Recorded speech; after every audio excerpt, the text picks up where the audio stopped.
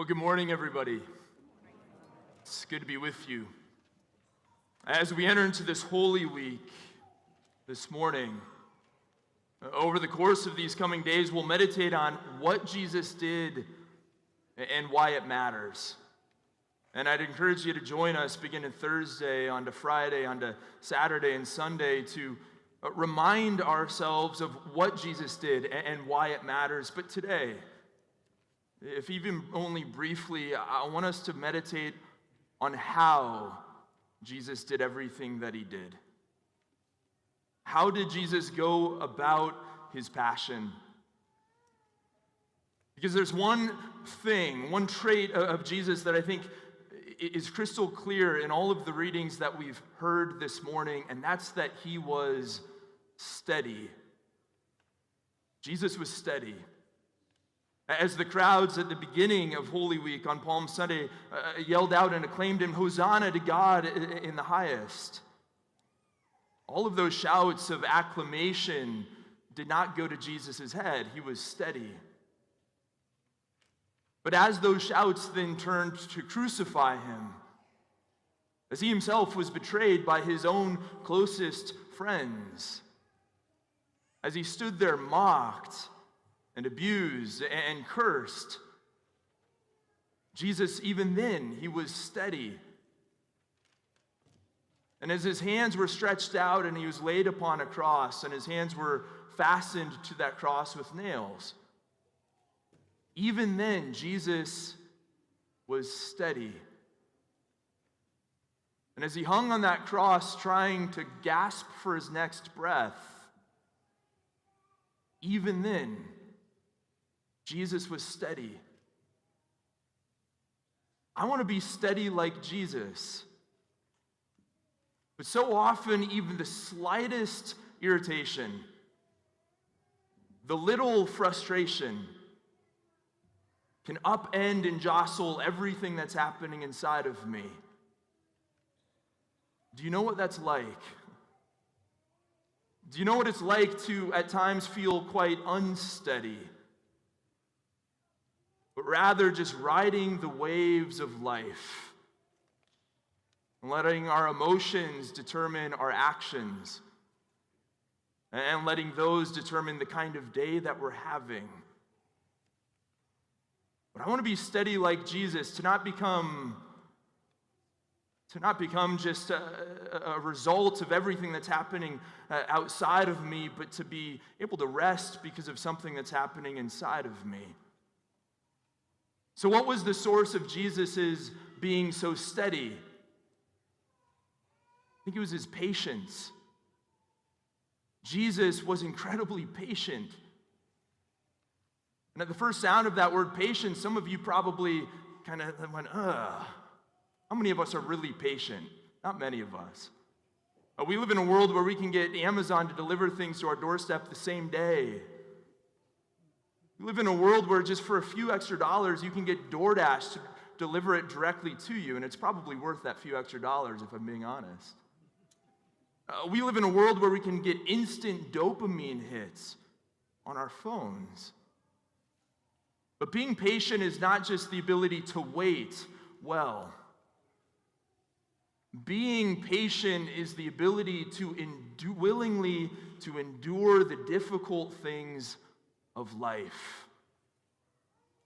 Being patient is allowing ourselves to not be determined by everything that's happening outside of us, that we get jostled by all of the different things. Jesus shows himself to be completely in control of every moment of this week because he's able to not be determined just by that which is happening outside of him. Being patient means that we are able to suffer well. And to suffer well means that I'm willing to sacrifice. And I think that's what we see Jesus so willing to do today and over the course of the events of this week. He's willing to recognize that his life is ultimately not about him. And that in all of these moments that he will experience, there's an opportunity for him to give of himself. And I wonder, everybody, if when we feel unsteady, it's because we have a reluctance to do just that, to make a small sacrifice, to give of ourselves. In those moments at home, when there's an argument or a frustration between you and your spouse, was there a little invitation in that moment to make a small sacrifice for them and so remain steady?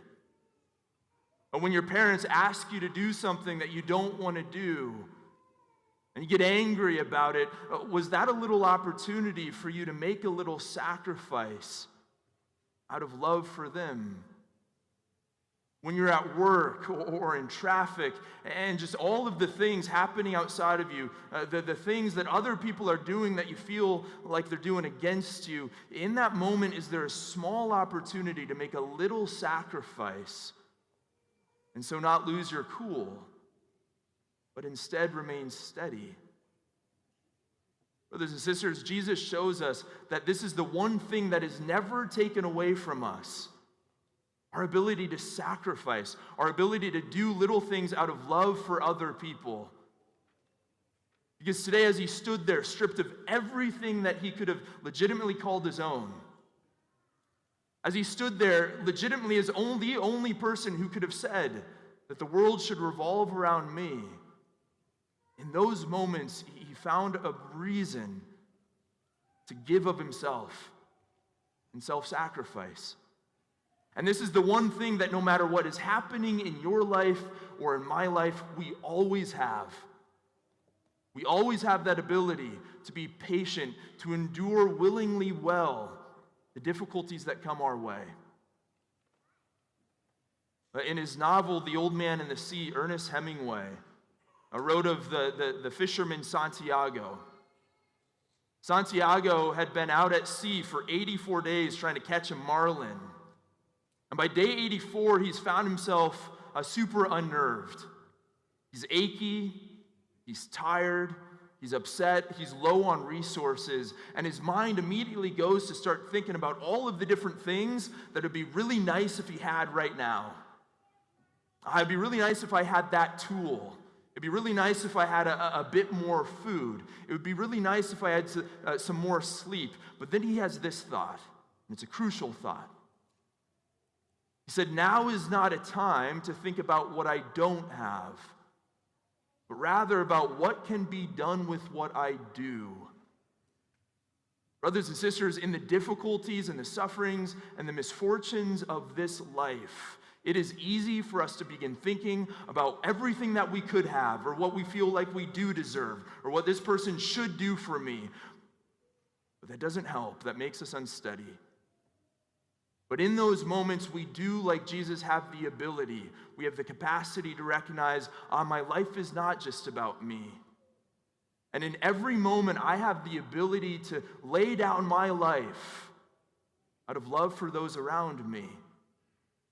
And it's when we begin to do that, when we begin to grow patient, that we find our steadiness. But it's also in that moment, I think, brothers and sisters, that we will begin to understand the depths of God's love for us. That our patience will be our way of participating meaningfully in the passion of Christ this week. That we will see that he was in complete control of every moment of this week, but he did all of it. He endured all of it patiently out of love for you and for me.